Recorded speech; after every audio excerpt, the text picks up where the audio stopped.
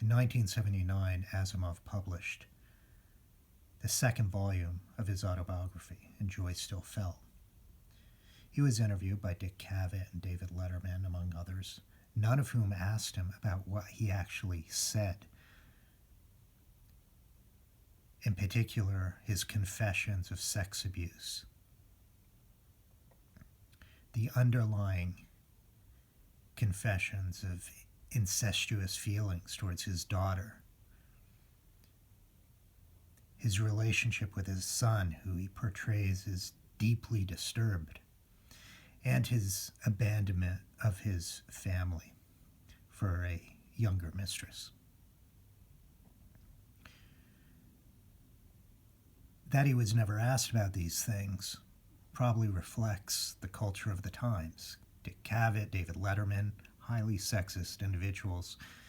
But if Asimov was alive today, he would rank alongside Harvey Weinstein in terms of his sex abuse and sex harassment.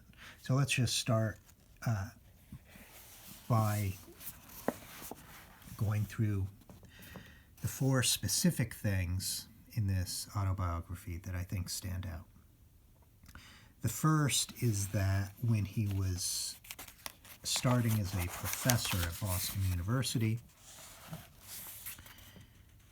he sexually harassed a secretary there to the extent that he was threatened with being fired.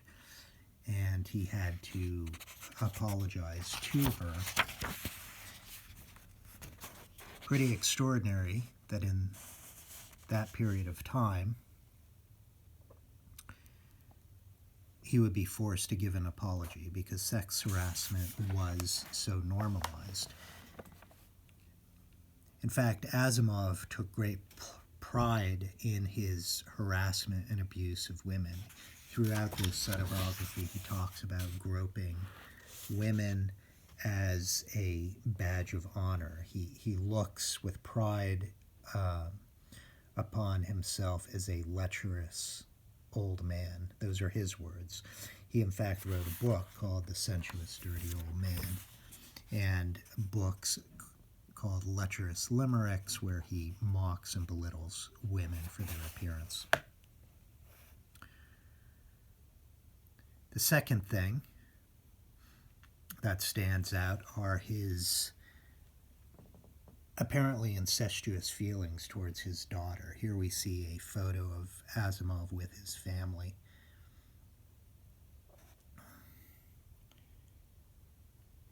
Throughout the book, he describes his daughter in one way: beautiful, blue-eyed, blonde-haired daughter.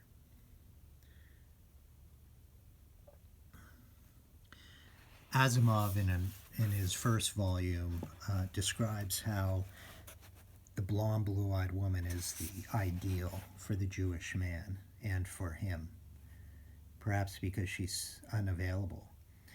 Asimov starts in his biography by saying that he could not even change the diapers of his daughter. There seemed to have been an underlying sexual spark that he felt that made him uncomfortable seeing a nude girl.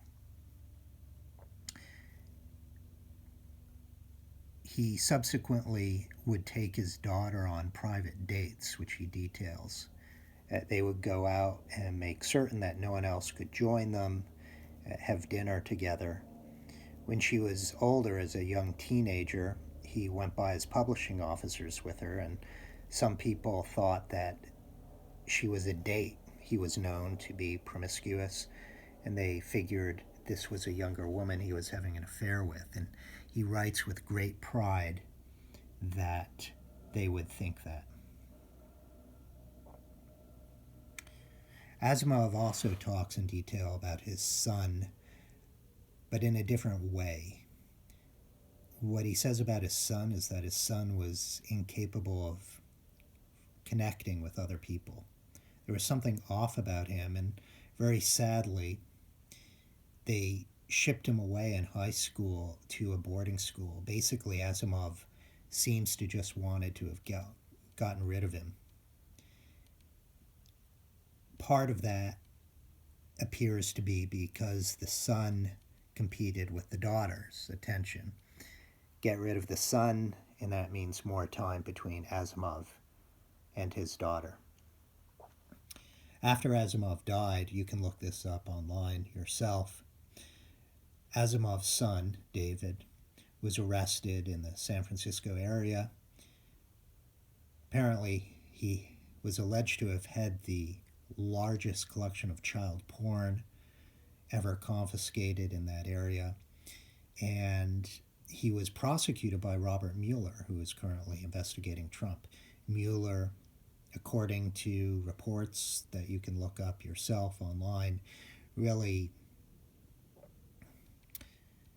flubbed the investigation, and David Asimov got off with a slap on the wrist. Asimov ended up abandoning his family. They were gone a weekend, and he just left, packed everything up, got a moving van, moved out. There was a fan who he had met and stayed in touch with, and once he got to New York, he eventually became involved with and married her. There's something very distasteful and disingenuous about the way he describes this. He's full of self-pity. No one can understand him. And yet, throughout this book, he comes across as thin-skinned, bitter, self-absorbed.